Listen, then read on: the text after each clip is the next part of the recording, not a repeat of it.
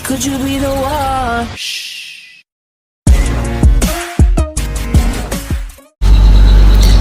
Assalamualaikum warahmatullahi wabarakatuh. Apa kabar teman-teman? Semoga baik-baik saja ya. Kami dari kelompok 4 akan mempresentasikan hasil kerja kami tentang berbagai contoh kasus. Simak video berikut ini ya. Contoh kasus pertama yang akan saya bahas yaitu tentang pertumbuhan individu. Apa saja sih faktor pertumbuhan individu? Yaitu ada keturunan, jenis kelamin, hormon, nutrisi, pendidikan, dan yang akan saya bahas yaitu tentang lingkungan. Lingkungan yang dianggap sangat penting sebagai faktor yang mempengaruhi pertumbuhan dan perkembangan manusia. Lingkungan yang sehat akan berpengaruh bagi seseorang, begitu juga sebaliknya. Lingkungan yang buruk akan membawa dampak buruk juga.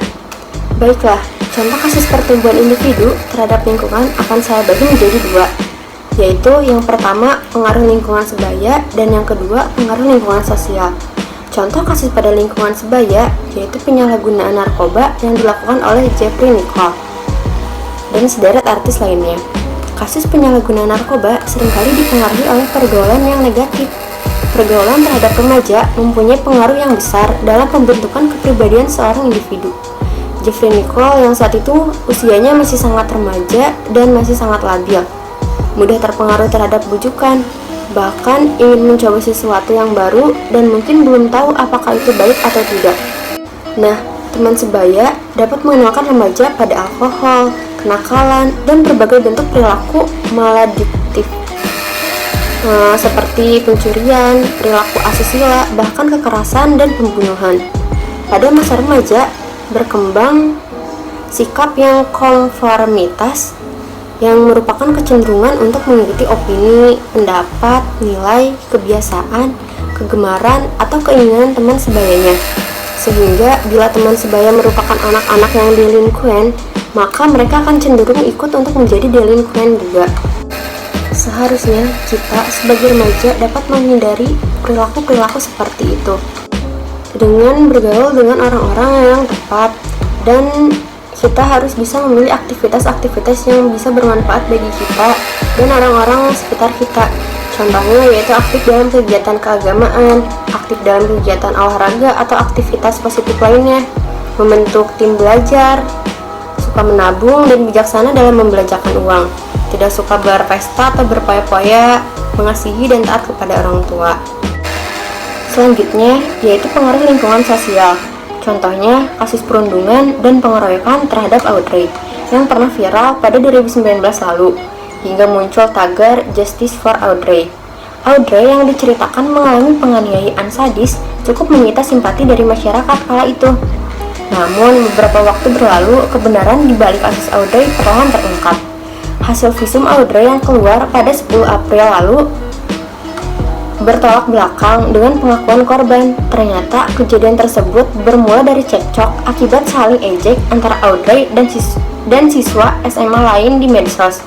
Nah, perkembangan dunia saat ini memberikan lingkungan sosial terbaik sekaligus terburuk bagi anak atau remaja.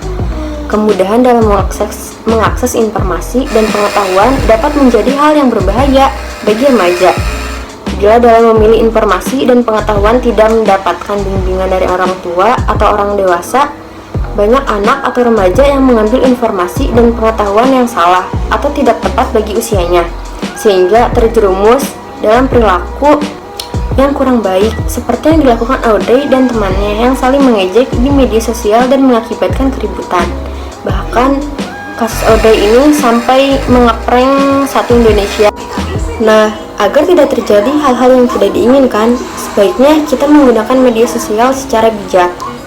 Baiklah, untuk selanjutnya, yaitu fungsi keluarga akan dijelaskan oleh teman saya, Aulia Rahma. Bismillahirrahmanirrahim. Assalamualaikum warahmatullahi wabarakatuh. Terima kasih atas waktu yang telah diberikan. Pada kesempatan kali ini, saya akan menjelaskan kasus-kasus tentang hubungan individu, keluarga, dan masyarakat. Yang mana sebelumnya kasus-kasus tentang hubungan individu sudah dipaparkan oleh teman kita Mita. Jadi di sini saya akan melanjutkan mengenai kasus-kasus hubungan keluarga. Saya akan membagi kasus-kasusnya menjadi kasus positif dan negatif. Kasus yang pertama itu ada kasusnya Marsanda dengan bipolarnya pada tahun 2009 yang disebabkan karena orang tua Marsanda bercerai pada saat itu. Apa sih hubungannya kasus Marsanda ini dengan hubungan keluarga? Nah, seperti yang sudah dijelaskan oleh kelompok 3, bahwa hubungan keluarga itu berfungsi dan berperan penting dalam kehidupan kita, berfungsi sebagai pendorong, sebagai pengasuh dan pendidikan pertama di kehidupan kita, serta membentuk kepribadian kita juga. Jadi di saat Marsanda melihat orang tuanya bercerai, mungkin sebelum bercerai orang tuanya juga tidak harmonis, yang bertengkar atau berselisih paham. Nah, di saat Marsanda melihat itu, Marsanda melihat kecemasan yang berlebih, makanya dia bisa bipolar. Nah, hubungannya itu karena dia nggak mendapatkan dorongan di keluarganya itu, karena nggak ada dorongan dari siapapun. Dia juga mau cerita juga nggak tahu kan mau cerita ke siapa, karena waktu itu juga Marsanda masih remaja. Nah, karena nggak ada lagi tempat cerita, sehingga Marsanda bingung gimana caranya buat nenangin dirinya, sehingga Marsanda bisa berpikir untuk bunuh diri atau melakukan self harm.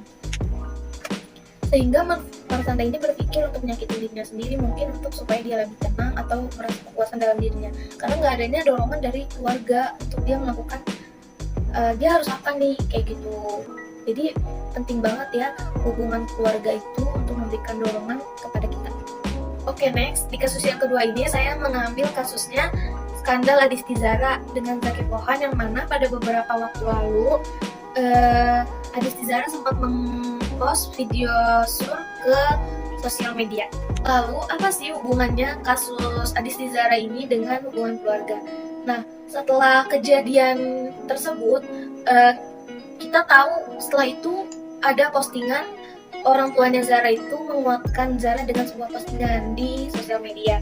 Di situ terlihat hubungan keluarganya berfungsi ya, adalah mendorong Zara untuk lebih kuat menghadapi kasus yang terjadi.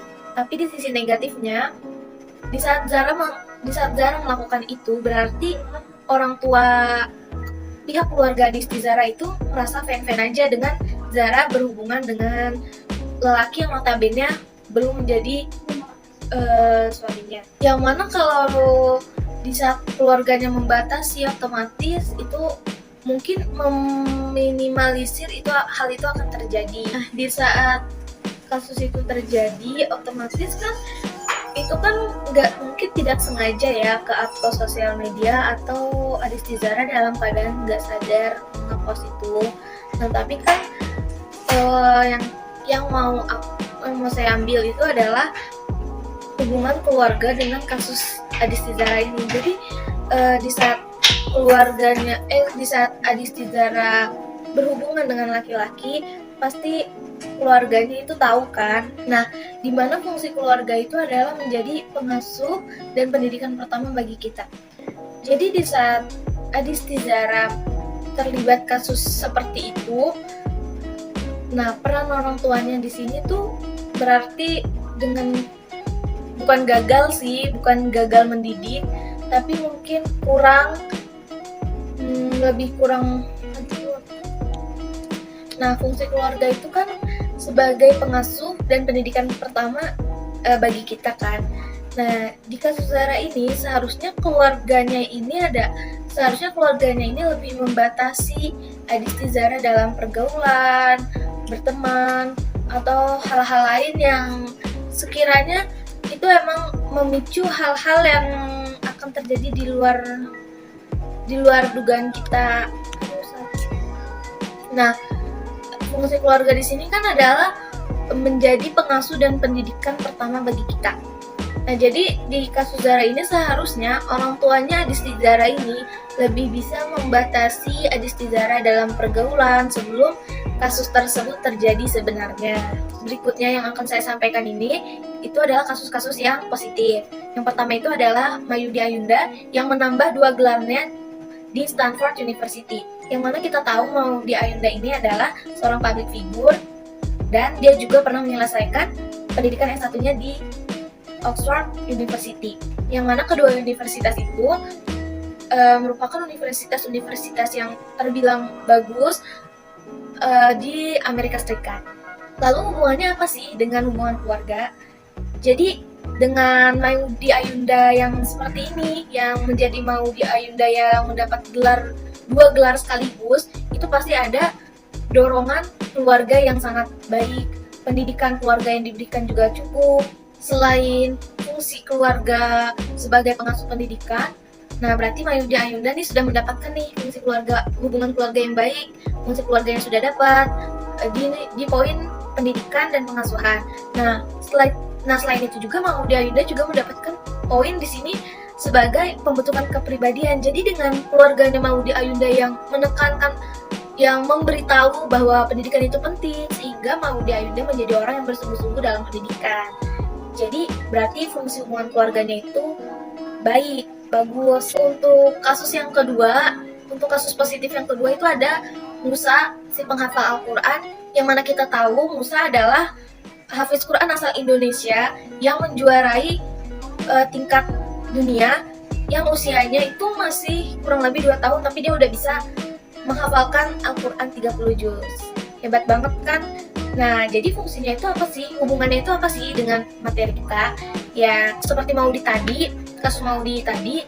Nah, Musa juga seperti ini. Musa berarti juga mendapatkan fungsi keluarga yang baik, pendidikan, pengasuhan pertama. Jadi kalau keluarganya Maudi itu lebih memberitahu Maudi tentang pentingnya pendidikan dan harus ini, harus itu, di dalam dunia pendidikan, lebih ke arah dunia pendidikan, sedangkan mungkin keluarganya Musa ini lebih mengarahkan Musa kepada menjadi seorang hafiz. Jadi harus ayo hafalan karena itu penting, juga mendapatkan pahala gitu, bisa bawa orang tua ke surganya Allah.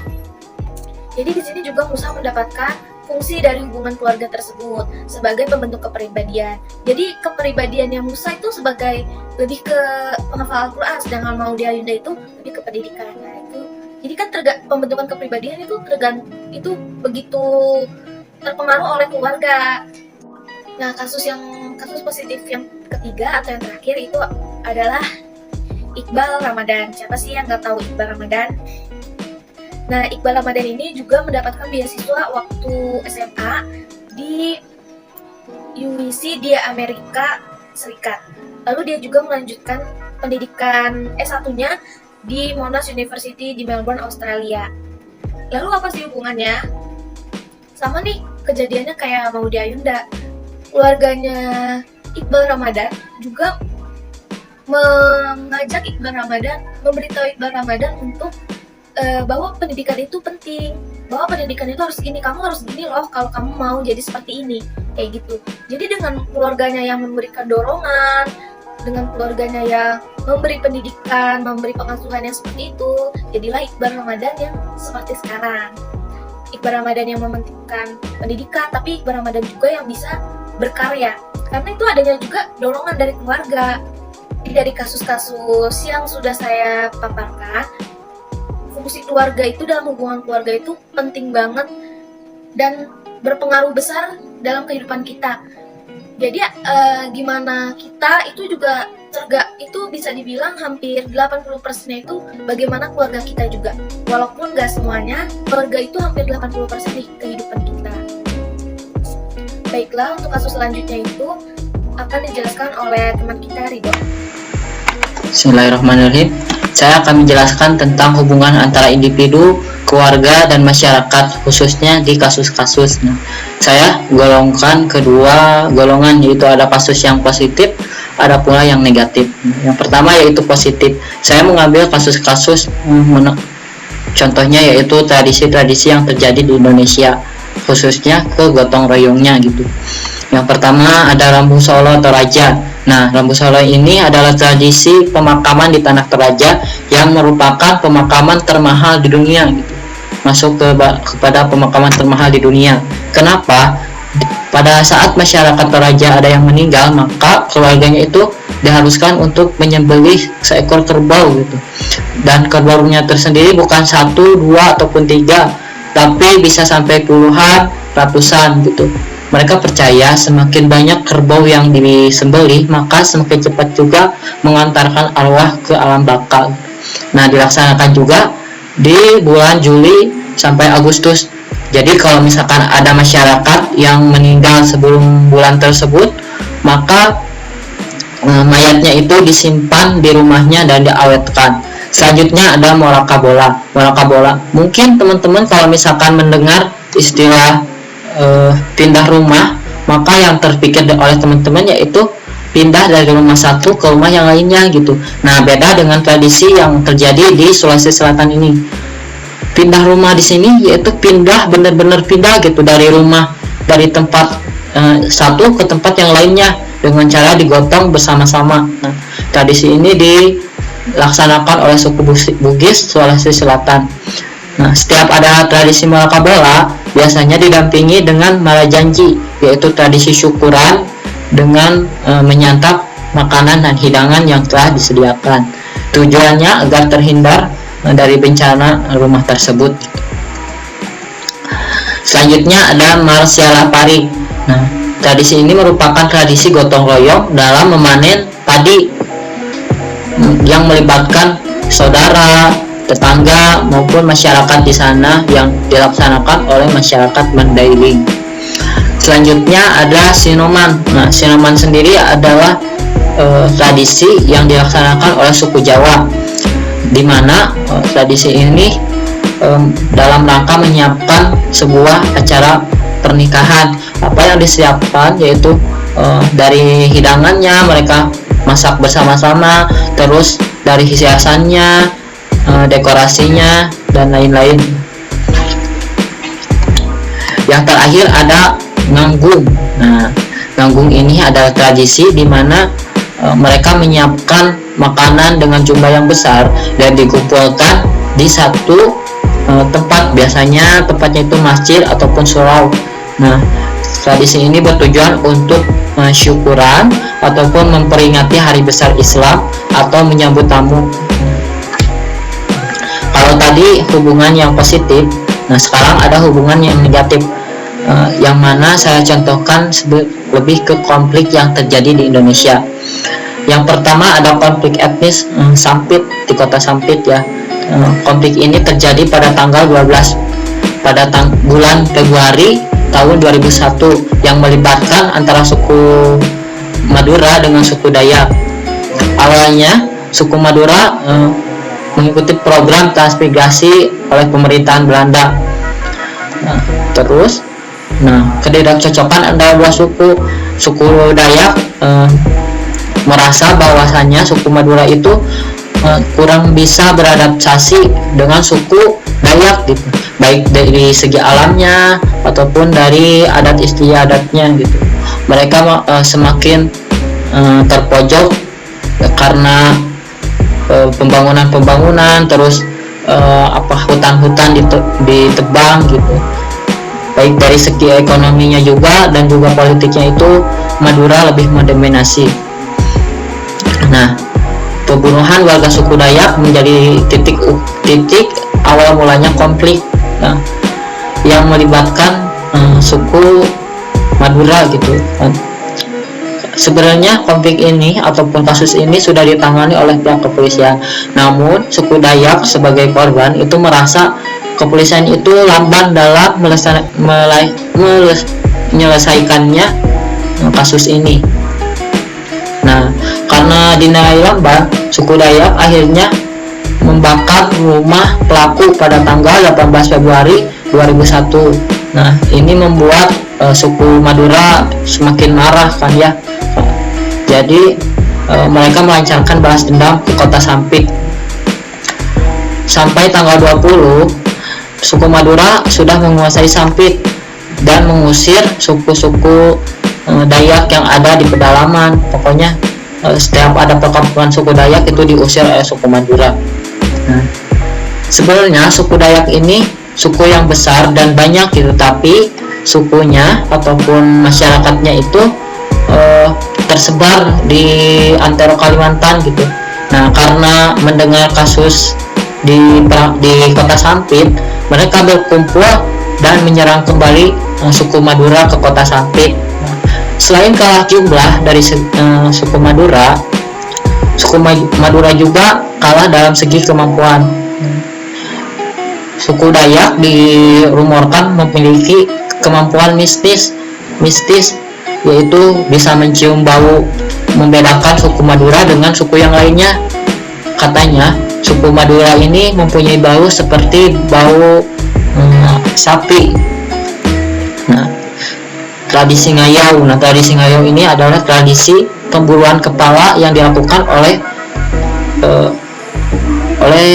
suku Dayak. Nah, bisa dibayangkan teman-teman, pada waktu itu banyak korban jiwa, banyak mayat yang bergeletakan di jalanan dengan tanpa kepala, khususnya mayat dari suku Madura gitu. Belum lagi kepala-kepalanya itu bergelindingan di jalanan ataupun menjadi hiasan di ujung tombak.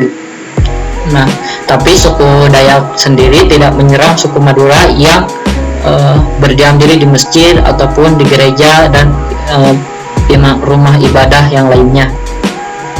Nah, dari kasus ini, dari konflik ini, lebih dari 1.300 orang menjadi korban. Nah, lebih ke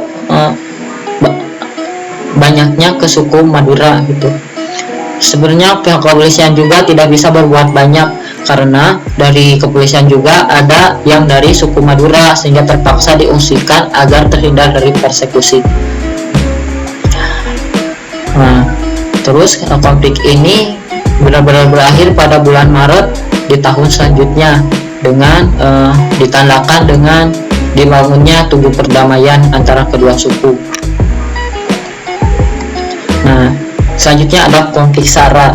Konflik SARA yang pernah terjadi di Indonesia, diantaranya ada konflik Ambon pada tahun 1999 yang terjadi antara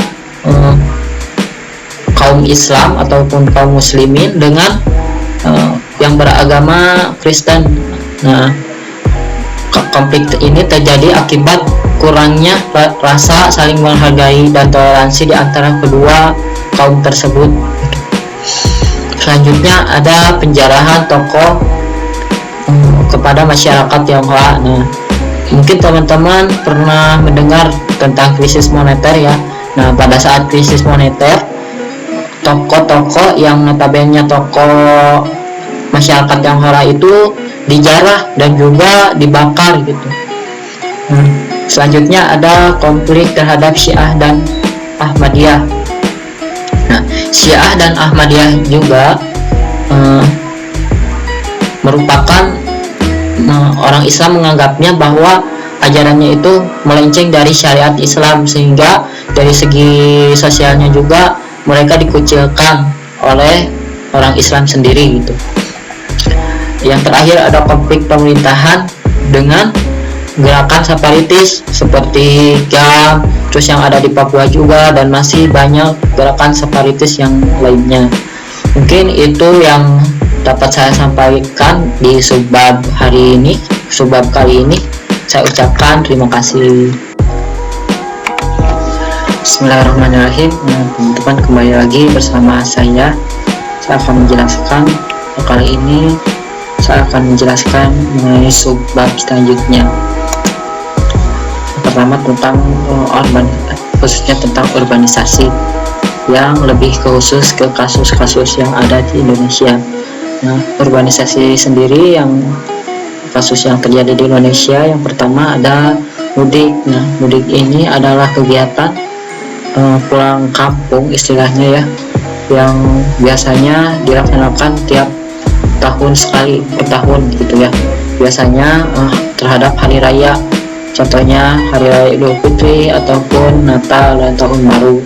Nah, mereka biasanya mudik, yang baik itu dari seorang kerja, mahasiswa ataupun guru dan buruh dan yang lain-lain. Nah, ini salah satu fenomena mudik yang terjadi di Indonesia. Jadi mereka itu pokoknya tiap tahun itu pasti menyempatkan untuk bertemu keluarga gitu ya. Oke, yang kedua yaitu tentang pekerjaan. Kita bahas tentang pekerjaan yang ada di Indonesia. Nah, seperti yang kita ketahui bahwa generasi muda seperti kita itu banyak yang ingin bekerjanya itu di ibu kota ataupun di kota besar, yang harapannya bisa mendapatkan uang yang lebih banyak gitu, bisa mendapatkan gaji yang lebih banyak, sehingga masalahnya yang muncul akibat perspektif seperti itu bisa kita lihat di berita-berita yang ada di Google ya. Saya cari-cari, ternyata petani itu sekarang banyak berkurang gitu. Jadi petani-petani yang di Indonesia itu sudah umurnya itu 40 tahun ke atas gitu, bukan generasi muda. Nah, dan sayangnya juga banyak sarjana pertanian itu yang enggan untuk menjadi petani gitu, sehingga mereka tetap memilih bekerja di kantoran gitu. Nah, sehingga kalau misalkan kita pikirkan gitu, kalau misalkan petani itu banyak yang umurnya 40 tahun ke atas gitu, sementara kita dapat menyimpulkan bahwa umurnya itu tidak akan lama gitu. Kalau berdasarkan umur ya, mereka akan sebentar lagi pensiun gitu. Kalau misalkan tidak ada yang meneruskannya, mungkin pangan yang ada di Indonesia itu terancam gitu kan ya. Nah, sebenarnya pemerintah juga sudah meluncurkan program untuk mendukung pertanian milenial yang ada di Indonesia. Contohnya itu ini program Yes, yaitu program pelatihan pertanian untuk kaum muda gitu atau kaum milenial. Nah, di program Yes ini petani milenial diajarkan tentang manajemen keuangan, terus mereka juga dimagangkan gitu. Mungkin itu contoh kasus-kasus yang singkat tentang urbanisasi.